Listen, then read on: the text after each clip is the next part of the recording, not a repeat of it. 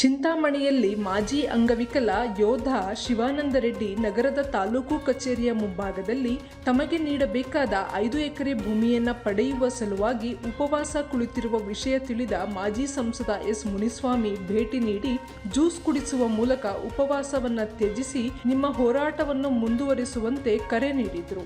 ನಗರದ ತಾಲೂಕು ಕಚೇರಿಯ ಮುಂಭಾಗದಲ್ಲಿ ಕಳೆದ 7 ದಿನಗಳಿಂದ ಉಪವಾಸ ನಿರತರಾಗಿ ತಾಲೂಕು ಆಡಳಿತ ಹಾಗೂ ಜಿಲ್ಲಾಡಳಿತ ಮತ್ತು ಸಂಬಂಧಪಟ್ಟ ಅಧಿಕಾರಿಗಳ ವಿರುದ್ಧ ನ್ಯಾಯಯುತವಾಗಿ ತಮಗೆ ಸಿಗಬೇಕಾದ 5 ಎಕರೆ ಜಮೀನಿಗಾಗಿ ಮಾಜಿ ಅಂಗವಿಕಲ ಸೈನಿಕ ಶಿವಾನಂದ ರೆಡ್ಡಿರಿಗೆ ಮಾಜಿ ಸಂಸದ ಎಸ್ ಮುನಿಸ್ವಾಮಿ ಹಾಗೂ ಬಿಜೆಪಿ ಮುಖಂಡ ದೇವನಹಳ್ಳಿ ವೇಣುಗೋಪಾಲ್ ಮತ್ತು ಎನ್ಡಿಎ ಕಾರ್ಯಕರ್ತರು ಬೆಂಬಲವನ್ನು ವ್ಯಕ್ತಪಡಿಸಿದರು.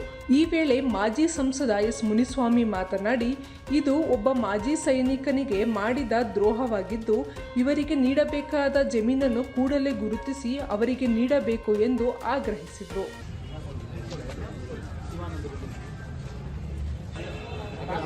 ಮೂರು ಆಪರೇಷನ್ ಮಾಡಿ ಫುಲ್ ರಾಡಿದೆ, 9 ಸ್ಕ್ರೂ ಇದೆ, ಈಗಲೂ ಇದೆ.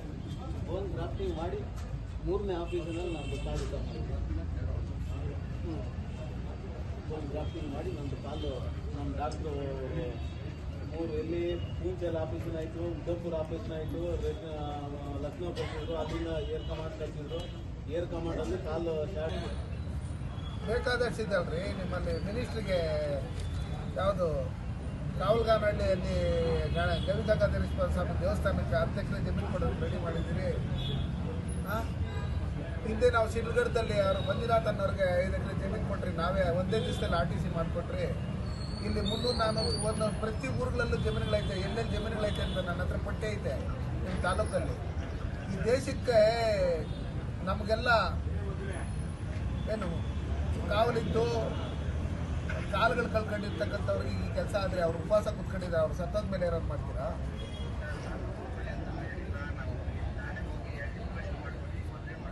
ಇಲ್ಲಿ ಮನೆಯಿಂದ ಕೊಡೋದೇನಿಲ್ಲ. ಸುದರ್ಶನ್ ಅವರೇ, ಸರ್ಕಾರಿ ಜಮೀನು ಏನಿದೆ 1960 ಆಕ್ಟ್ ಪ್ರಕಾರ ಅವ್ರಿಗೆ 10% ಏನು ರಿಸರ್ವ್ ಇದೆ, ಅದ್ರ ಪ್ರಕಾರ ಈ ದೇಶಕ್ಕೋಸ್ಕರ ಹೋರಾಟ ಮಾಡಿರ್ತಕ್ಕಂಥವ್ರು ನಮಗೋಸ್ಕರ ಇಲ್ಲ, ನಮ್ಮ ಸೇಫ್ಟಿಯಲ್ಲಿ ನಾವು ಇವತ್ತಿದ್ದೀರಂದ್ರೆ ಇದಕ್ಕೆಲ್ಲ ಕಾರಣ ಸೈನಿಕರು. ಅವ್ರಿಗೆ 2 ಎಕರೆ ಜಮೀನು ಕೊಡೋಕ್ಕಾಗಿಲ್ಲ ಅಂದ್ರೆ ಇನ್ನೇನ್ರಿ ಸಮಾಚಾರ? ಎಷ್ಟು ಏಜ್ ನಿಮಗೆ? ಇವತ್ತು ಎಷ್ಟೊಂದು ಜನ ನಕಲಿ ಬೂದಾಕ್ಗಳನ್ನ ಸೃಷ್ಟಿ ಮಾಡ್ಕೊಂಡು ಭೂ ಕಬಳಿಕೆದಾರರು ಎಷ್ಟೋ ಸಾವಿರಾರು ಎಕರೆ ಜಮೀನುಗಳು ಮಾಡ್ಕೊಂಡಿದ್ದಾರೆ. ಹಂಗಿರ್ತಕ್ಕಂಥ ಸಂದರ್ಭದಲ್ಲಿ ಕೂಡಲೇ ಇವ್ರಿಗೆ ಜಮೀನು ಮಂಜೂರು ಮಾಡ್ಕೊಡ್ಬೇಕು. ಈಗಾಗಲೇ ಅಧಿಕಾರಿಗಳಿಗೆಲ್ಲ ನಾವು ಹೇಳಿದಿರಿ, ಇವ್ರು ಯಾರ ಮೇಲೆ ಅಧಿಕಾರಿಗಳು ಸ್ಯಾಂಕ್ಷನ್ ಮಾಡಬೇಕು ಅವ್ರಿಗೆ ನಾವು ಮನವಿ ತಲುಪಿಸಿದಿರಿ ಅಂತ ಹೇಳಿದ್ರೆ ಅವರೇ ಇಬ್ಬರ ಕೊಟ್ಟಿದ್ದಾರೆ, ಎಲ್ಲೂ ಜಮೀನಿಲ್ಲ ಅಂತ. ನಿಮ್ಮ ಜಮೀನು ಎಲ್ಲಿ ಇಲ್ಲ ಅಂತ ಗೊತ್ತಾದ್ರೆ ನಾವೇ ನೋಡ್ತೀವಿ ಬನ್ರಿ. ಪ್ರತಿಯೊಂದು ಊರುಗಳಲ್ಲೂ ಸರ್ಕಾರಿ ಜಮೀನುಗಳು ಎಲ್ಲೆಲ್ಲ ಐತೆ ಅಂತ ನಮ್ಮ ಎಲ್ಲ ರೈತರಿಗೂ ಗೊತ್ತು, ನಮ್ಮ ಎಲ್ಲ ಮೀಡಿಯಾದವ್ರಿಗೂ ಗೊತ್ತು. ಹಂಗಿರ್ತಕ್ಕಂಥ ಸಂದರ್ಭದಲ್ಲಿ ಜಿಲ್ಲಾಧಿಕಾರಿಗಳು ಕೂಡಲೇ ಇದನ್ನು ಎಚ್ಚೆತ್ಕೊಂಡು, ಕಂದಾಯ ಸಚಿವರು ಕೃಷ್ಣ ಬೈರೇಗೌಡರು ಅವರನ್ನು ಎಚ್ಚೆತ್ಕೊಂಡು ಇವರಿಗೆ ನಮ್ಮ ಶಿವಾನಂದ ರೆಡ್ಡಿ ಅವರಿಗೆ ಕೂಡಲೇ ಜಮೀನು ಮಂಜೂರು ಮಾಡಿಕೊಡ್ಬೇಕು.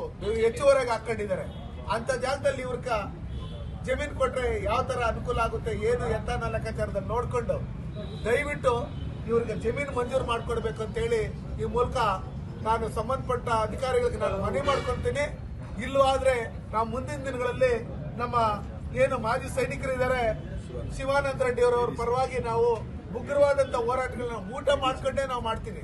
ಉಪವಾಸ ಇದ್ದಲ್ಲ, ನಾವು ಸತ್ರ ಮಣ್ಣಾಕ್ತೀರಿ ಅಷ್ಟೇ. ನೀವು ಮಣ್ಣಾಕಕ್ಕೆ ಬರ್ತಿರೋ ಇಲ್ಲ ಗೊತ್ತಿಲ್ಲ. ತಹಸೀಲ್ದಾರ್ ಹತ್ರ ಮಾತಾಡಿದೆ, ನಾನು ಜಿಲ್ಲಾಧಿಕಾರಿಗಳಿಗೆ ಹೇಳ್ತೀನಿ ಅಂತ ಹೇಳು. ಎಸಿಗೆ ಫೋನ್ ಮಾಡಿದ್ರು, ಅವರು ನಾನು ಜಿಲ್ಲಾಧಿಕಾರಿಗಳಿಗೆ ಹೇಳ್ತೀನಿ ಅಂತ ಹೇಳಿದ್ರು. ನಮ್ಮ ಸರ್ಕಾರ ಇದ್ದಂತ ಸಂದರ್ಭದಲ್ಲಿ ಮಂಜುನಾಥ್ ಅಂತ ಹೇಳ್ಬಿಟ್ಟು ಶಿಡ್ಲಘಟ್ಟದಲ್ಲಿ ಇರ್ತಕ್ಕಂಥ ಮಾಜಿ ಸೈನಿಕರಿಗೆ ಒಂದೇ ದಿವಸದಲ್ಲಿ ನಾವು RTC ಮಾಡಿಕೊಡೋದ್ರ ಮುಖಾಂತರ ಅವ್ರಿಗೆ ಜಮೀನು ಕೊಟ್ಟಿದ್ರಿ.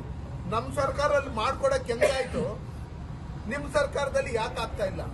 ಅದಕ್ಕೋಸ್ಕರ ದಯವಿಟ್ಟು ನಿಮಗೆ ಕೈ ಮುಗಿದು ಕೇಳ್ಕೊಂತೀರಿ, ಮಾಜಿ ಸೈನಿಕರಿಗೆ ಅವಮಾನ ಮಾಡಕ್ ಹೋಗ್ಬೇಡಿ. ನಾವಿಲ್ಲಿ ಸುಖವಾಗಿ ನೆಮ್ಮದಿಯಾಗಿದ್ದೀರಿ ಅಂದ್ರೆ ಇದಕ್ಕೆ ಕಾರಣ ನಮ್ಮ ಸೈನಿಕರು.